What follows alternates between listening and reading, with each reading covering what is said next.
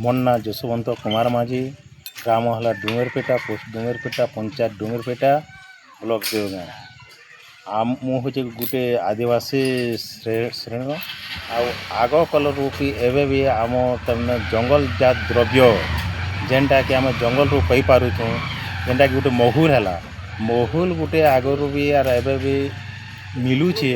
Are से महुल के आम सेटा के आम गचरू गोटे आनुछूँ, सेटा के सुखे कर रखुछूँ, एरा कर आर से महुल रू जदि आम खाद्य भी करि पारुछूँ, जेनटा कि गोटे आम महुल पुटका करुछूँ, महुल लठा करुछूँ, तापर सेटा खाऊछूँ।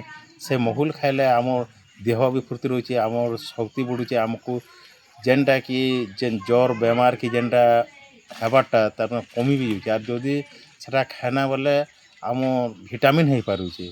या आउ जंगल जात द्रव्य आमर बहुत भी मिलूचे, जेनटा कि साग मैंने पाई पारुछूँ, आम जेन फांजी साग पाई पारुछूँ, जेनटा कि कनियर साग भी पाई पारुछूँ।